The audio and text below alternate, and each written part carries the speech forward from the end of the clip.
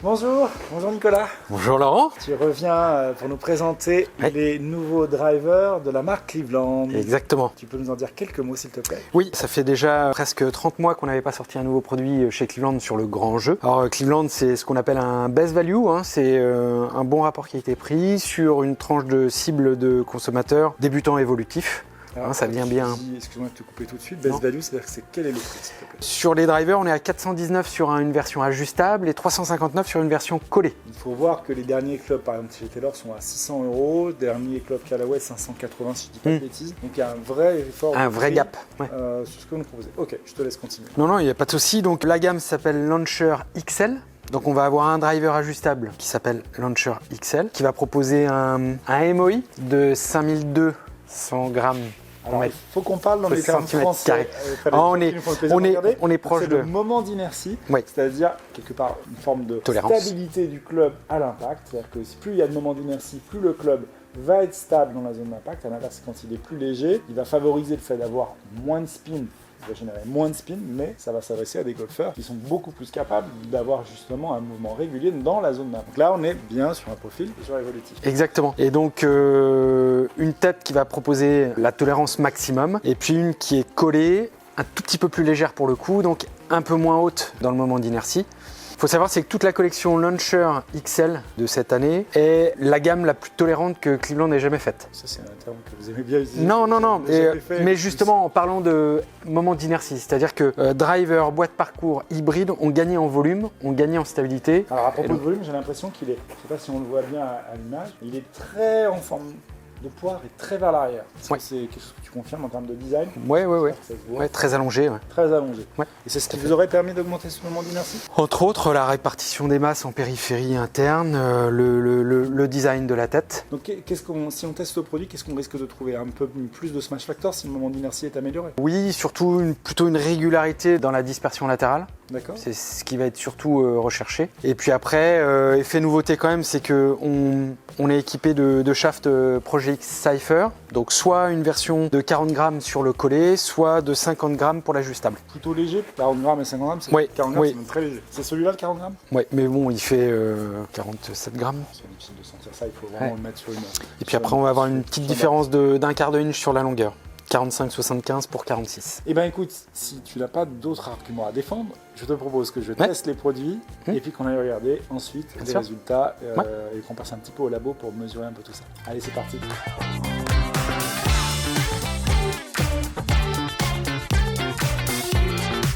Alors, tu nous as présenté cette nouvelle tête Cleveland Launcher XL et XL Lite, je les ai tapés. Maintenant, je te propose qu'on fasse 2-3 petits contrôles pour voir qu'est-ce qu'on a joué. On va commencer par peser la tête.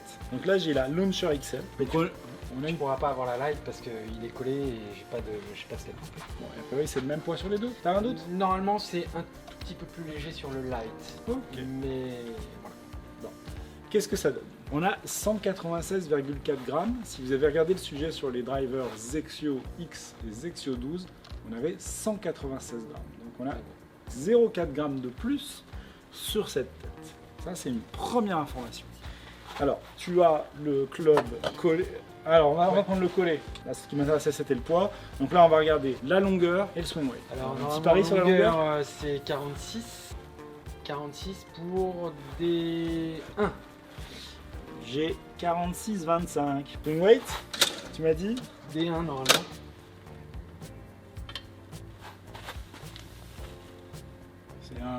C'est un D1 bien costaud. C'est un petit D2 et un gros D1.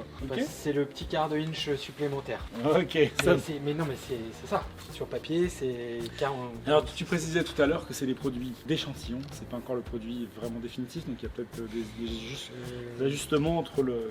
Alors ça, c'est une collection qui est sortie déjà. On est en décalage sur l'Europe. Les États-Unis l'ont déjà. Ouais. Donc ça, c'est peut-être pas forcément un sample. Ok. Et ben maintenant, on va aller commenter les résultats. Oui. Ensemble. Ouais. Voilà, dernière partie du sujet consacrée, j'ai envie de dire, au match entre deux drivers Cleveland, Launcher XL et XL Lite, pour voir un petit peu ce que ça donne. Donc pour ce test, je vous propose deux vitesses de swing, 85 et 95 miles par heure, dans les deux, avec les deux têtes. Reprécise-nous, Nicolas, s'il te plaît, les deux shafts qu'on a utilisés. Donc là, j'ai un Cypher 50 qui fait 54 grammes en régular et un Cypher 40 qui est monté sur le collet, donc le light, qui fait 48 grammes. C'est quand même pas des écarts spectaculaires. 6 grammes, on est à 10 bons %, quoi. Alors, premier essai, pour ceux qui ont regardé le sujet sur les Exio, on avait parlé de maniabilité, de facilité de jeu. Juste, je vais faire un petit commentaire de sensation. Moi, j'ai eu d'excellentes sensations avec ce driver Cleveland, à l'impact, que ce soit à 85 ou à 95 miles par heure. Mais je vais faire une précision. Je l'ai un peu violenté pour le tester au-delà, à plus de 100 miles par heure.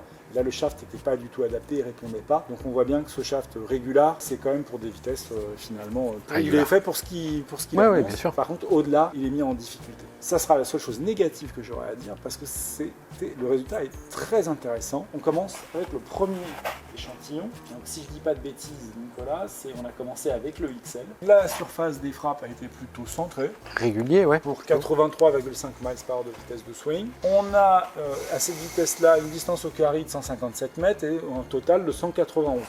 Jusque-là, pas de grosse surprise.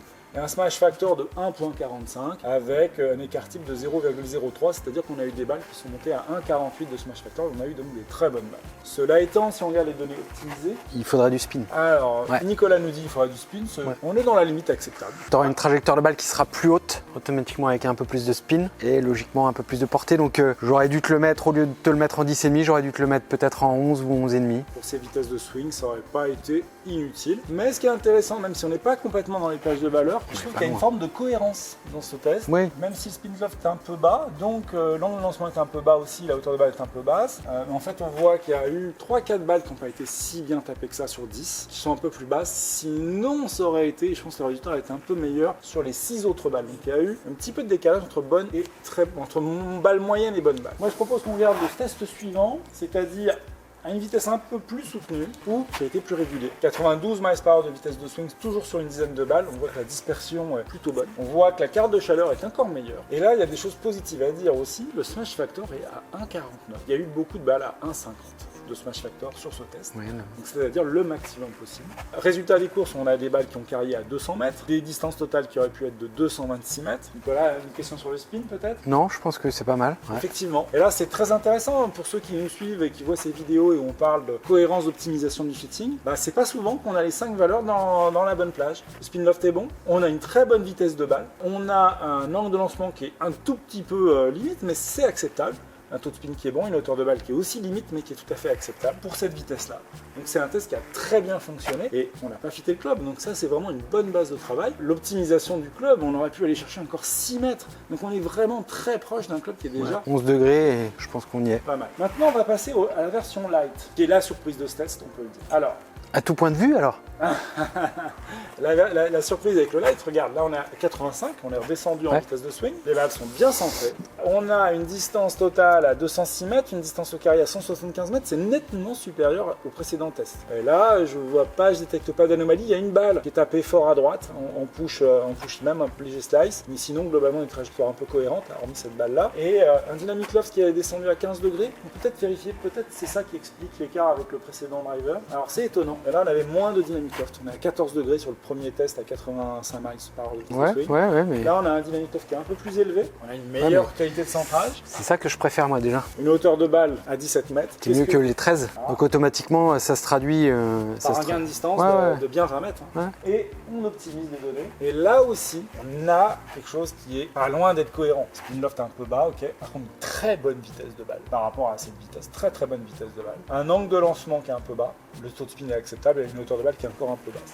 Mais là, si on cherche de la vitesse de balle et à optimiser la vitesse de balle, on l'a avec le Cleveland Launcher et le XL et le XL Lite dans les deux cas. Regardez le smash factor 1,50 de moyenne, pas 1,50 sur une balle, c'est sur 10 balles. Test suivant, avec une vitesse de swing encore plus élevée. On cherchait 95, on est à 94 miles par heure de vitesse de swing moyenne sur 10 balles. On a une carte de chaleur qui est très serrée, un petit peu basse pointe, mais très léger. On a un smash factor qui est pratiquement au maximum, 1.49. On a eu aussi des balles à 50. Je crois que j'ai essayé de taper une balle à 102 et j'ai dégradé le smash factor parce que à 102, le shaft ne répondait pas correctement. Si j'avais pas fait cette balle là, je suis sûr qu'on était à 1,50 de moyenne comme sur le test précédent. 200 mètres au carry, 228 mètres en distance totale.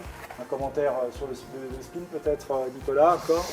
Non. En spin loft, on est un poil bas, mais par contre en vitesse de balle, on est dans la tranche supérieure possible. On a un angle de lancement un peu bas, un taux de spin qui est très bon et une hauteur de balle qui est un petit peu basse. Mais globalement, on a un super rendement avec cette tête, avec ces deux têtes Cleveland Launcher. C'est la bonne surprise depuis qu'on a commencé à tester, et je vais provoquer les autres marques à venir nous prouver qu'elles peuvent faire mieux. On a eu TaylorMade, on a Cleveland, on a eu Zexio. Pour l'instant, pour ce début d'année 2022, pour l'instant, la tête qui a le meilleur résultat de Smash Factor, c'est cette tête-là. C'est bien sûr sans trucage. On n'avait moi j'avais aucune imagination de ce que pourrait donner ce produit. C'est une bonne surprise. Mon hypothèse, on a vu que le poids n'était pas un élément, parce que on a trouvé 196,4 grammes sur le poids de la tête, ça peut pas être ça. En revanche, je pense que le profil de la tête, très allongé, effectivement, je vais corroborer le discours de la marque, favorise un moment d'inertie élevé. Et le moment d'inertie élevé, on le retrouve dans un Smash Factor qui est plus régulier, plus performant. Franchement, pour des golfeurs de beaucoup de niveaux, c'est une très bonne tête. Félicitations à Cleveland. Parce que ça va générer du plaisir, parce qu'elle impacte de la facilité. Et donc, quel prix? 419 € et 300... 59 en version collée, ça fait pas cher du mètre? Ça fait pas cher du mètre par rapport à d'autres marques. Donc, voilà, bonne surprise. Je ne feins pas ma surprise. C'est une bonne surprise, ce driver. À bientôt pour un prochain sujet sur les drivers et sur My Golf Network. Merci Nicolas. Et merci Laurent.